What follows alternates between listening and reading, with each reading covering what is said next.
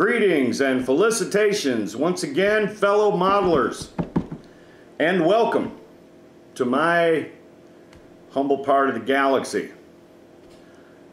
I want to start this video off by thanking some friends and people that have backed me for a long time.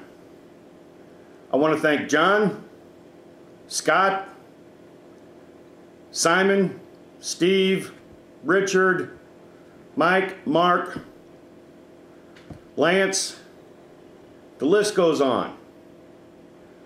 There are a lot of people that have recently given me a lot of feedback about the videos, and people that have backed me for years. And I appreciate that. I never forget the people that have got my back. There's some really good people out there, and I just want to make sure that they get my thanks. They know that I got their back too. At any rate, this movie is mostly about the refit build that I'm doing, as well as a couple of other things.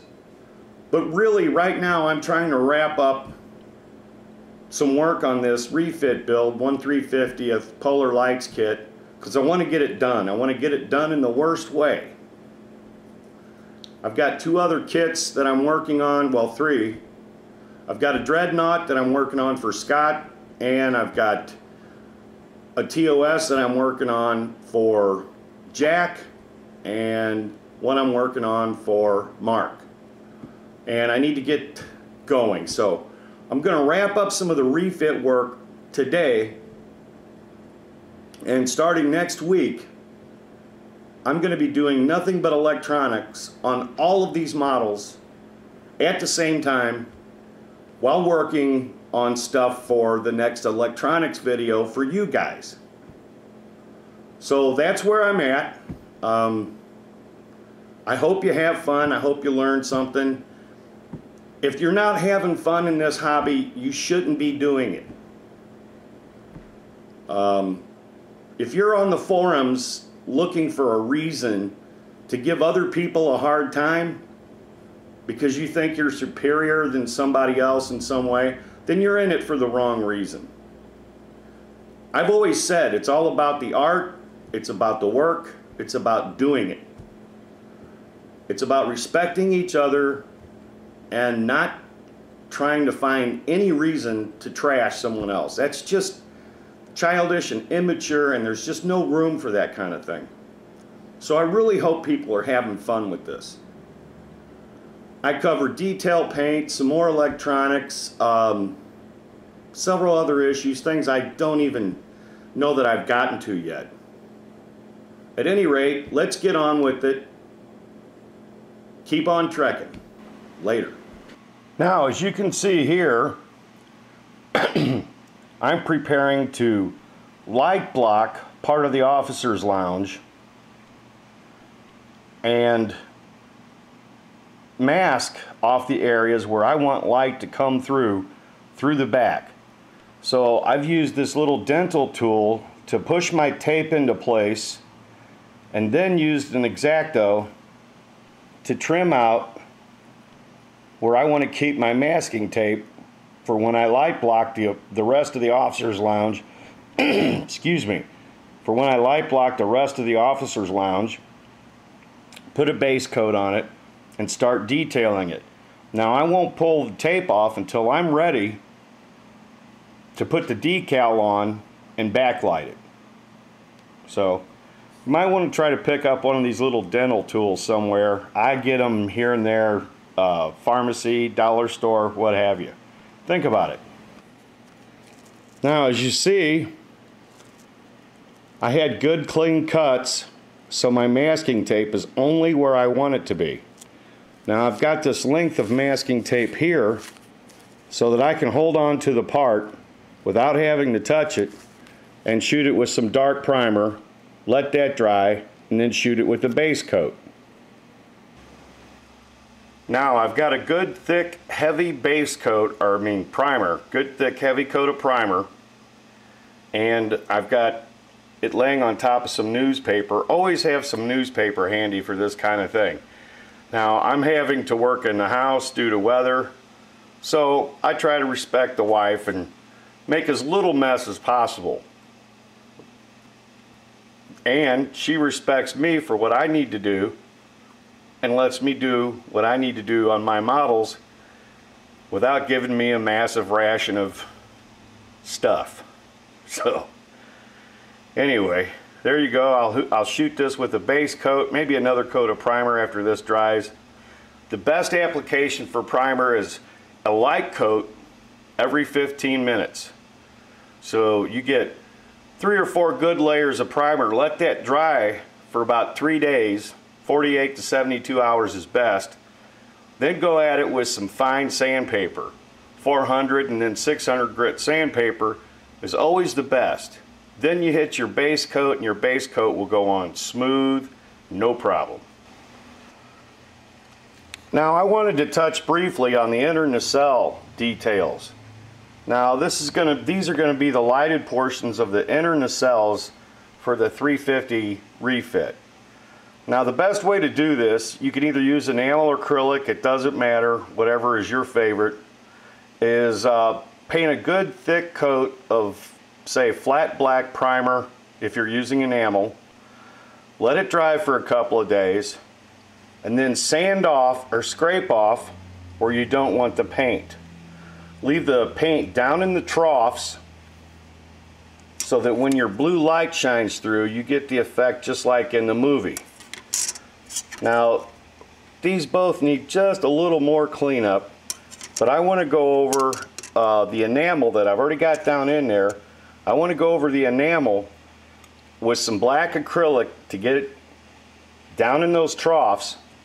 Then I'm going to sand them again, make sure they're smooth, smooth, smooth. And then these will be ready for installation. Back like this with some super bright blue LEDs, and it looks just like in the movies. Well, here I am masking off the BC deck of the primary hull of the refit Enterprise. Now this takes a lot of time and a lot of work to get a good, smooth, seamless paint job. But when it's all said and done and everything's over but the crying, it pays off. Now again, I'm going to pull back. Look at that pearl. Is that not beautiful or what? I mean, how could you not like that paint job? My, my, my. Beautimous. Gotta love it. Anyway, that's all that taping just to paint one area light gray. Okay, now I'm going to do some more masking for some more parts of that. I'll get back to this later and show it off. Look what I've got here. A big giant squid. Guess what this is for? Yep, the Mobius Model Seaview. Ooh. I picked this up for a few bucks on eBay.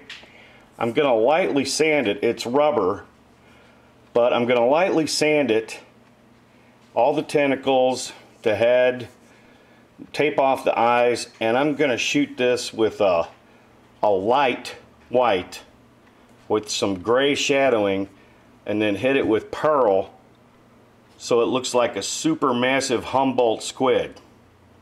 If you've ever seen the Humboldt squid on the Discovery Channel, they're only bright red when they're really angry. Most of the time they've got this cascading pearlescent look to them, so that's what I'm going to go for, and this is going to go in the diorama that's going to be part of the Seaview build. Haven't started on it yet, but I did want to show this. Here's an alternate form of lighting. Christmas lights. Now, I mean, that may seem a little funny, but actually this would be great for a bridge. The light is much more saturated with color than what's showing in the camera. But you've got your basic red, blue, green, yellow, your 4 primary colors right there. Once again, simple LED Christmas lights.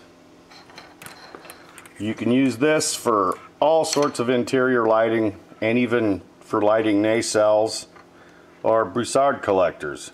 You've got 3 wires throughout the strand starting from this resistor block. So what you would have to do, and I'll show that at some point, is if you need to extend this through a pylon, you tape off each one of these 3 wires above and below where you're going to cut, make a different colored mark, say red, green, blue, on the tape on both sides of where you're going to cut, splice in a piece of wire of the same gauge, make sure you solder your wires and tape them off, or use heat shrink tube to insulate everything, and there you go. You've got your entire primary lighting. All you need now is a flasher or 2 for the running lights or anti-collision lights. Some people might laugh, but hey, for bigger ships, this is perfect. And I got these right after Christmas for like $1.25 a box. Anywhere from 50 to 60 lights, up to 100 lights.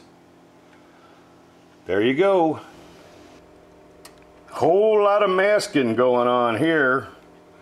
Masking off for painting detail around the BC deck. Painting the phaser nodes. And painting, I'm guessing these are escape pods.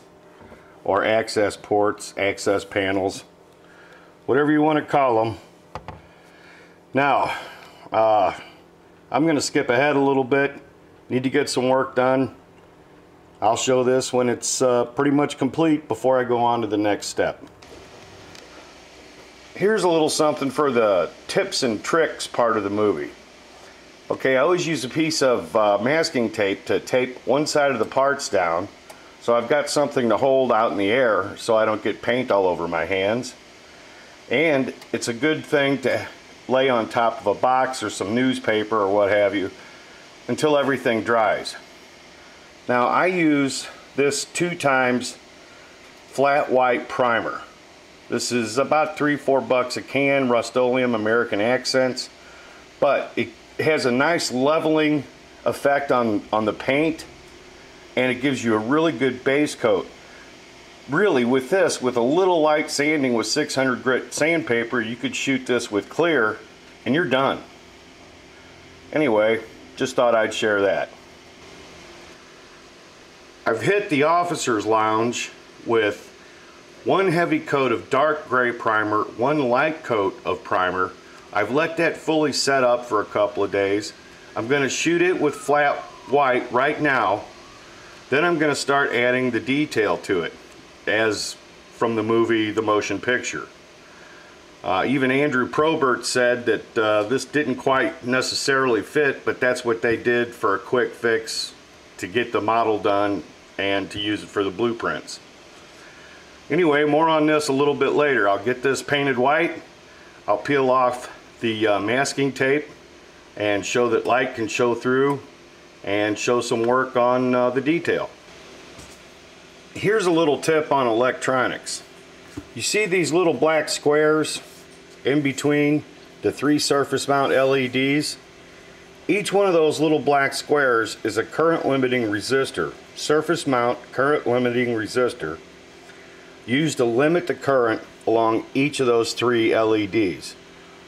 All of those are run in parallel. The LEDs are all run in parallel, and I think that the resistor is run in series. So for every 3 LEDs, there's a little approximately 470 ohm surface mount resistor for a 12 volt applied voltage.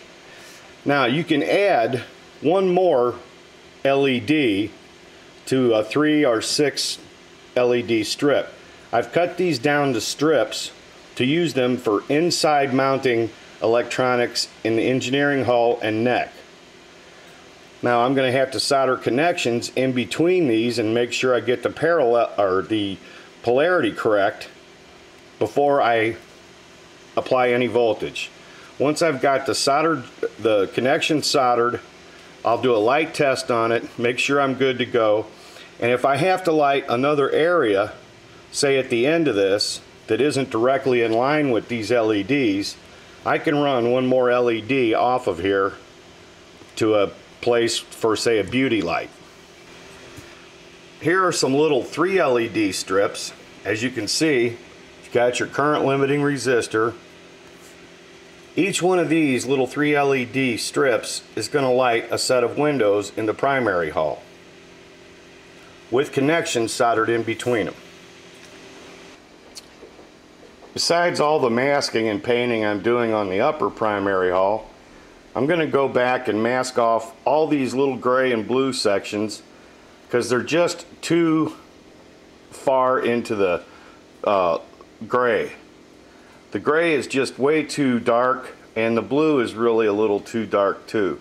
So I want to lighten all this up because I'm just not happy with where it's at.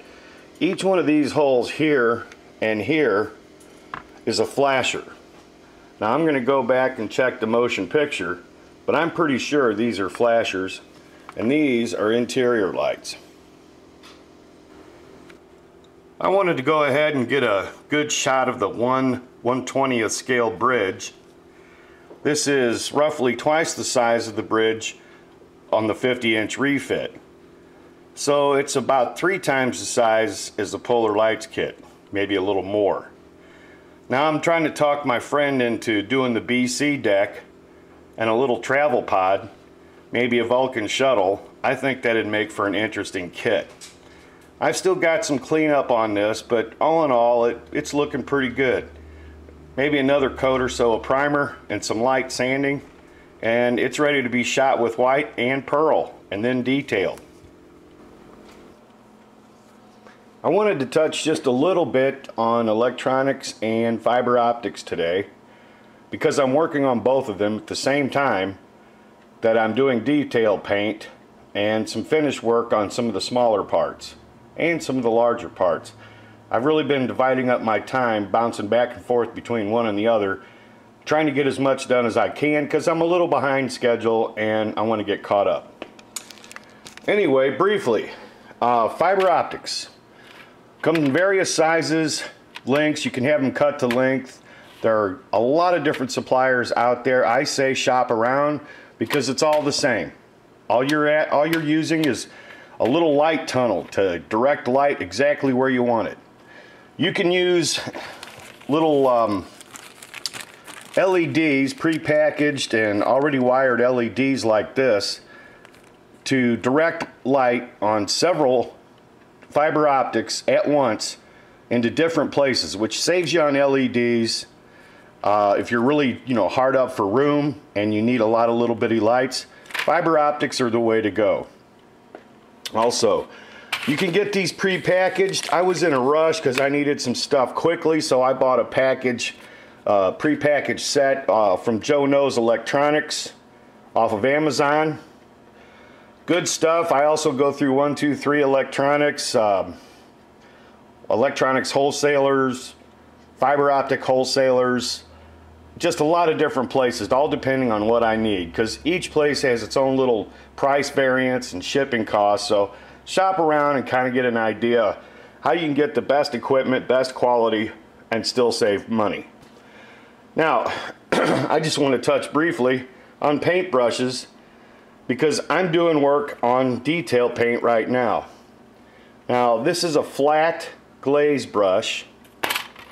This is a fan brush. This is an angle brush. See here, a little angle. Now all these are used for different things. I've got some old paint brushes and some new paint brushes of different types. There are all different types, all depending on what you need. I'd say to go to Michael's, look around, look at your local hobby shop, artist supply warehouse, ask some questions, because different paintbrushes are made specifically for different types of things. Now my buddy Simon just did a thing on paintbrushes, so I don't want to get too deep into it because he's been doing this kind of thing and I don't want to step on his toes. He knows what he's talking about. I just know from learning and doing. I don't have 20 years in graphic arts, but I do some pretty good artwork and some pretty good graphics, so there you go. Anyway, that's fiber optics. Different color LEDs. I got this whole package. I think I got This for like 10-15 bucks. I got the Fiberoptics for less than 20, complete with the illuminator LEDs. So there you go. Now back to some painting. Now here you see I've used just enough paint to cover the surface area for the thrusters. When I get done, when this is all fully dried and sealed, I'll peel off the masking tape and I should have the shape that I need for the thruster instead of using a decal. Now I have to get on with some of the other paint. Well, I got all my little painting done and I went back and double checked everything, and I had to change my color just a little bit on the hatches.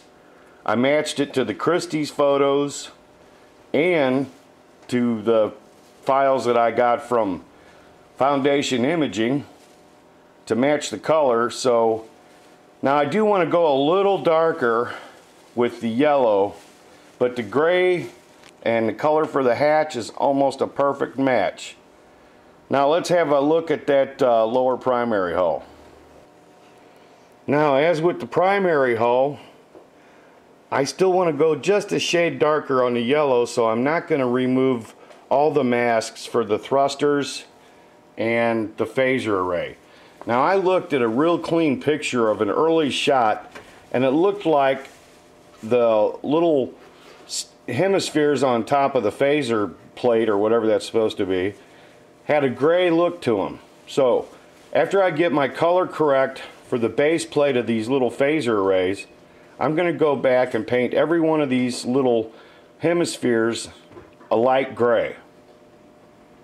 Now I've got to drill through a couple of them because I'm going to have phasers for this ship, because Lance wants phasers. So Lance is the man. I'm making it to his plan. Well, here you see the upper primary hull. Now I've removed most of the masking tape for the phasers, thrusters, and I don't know, escape hatches or access hatches.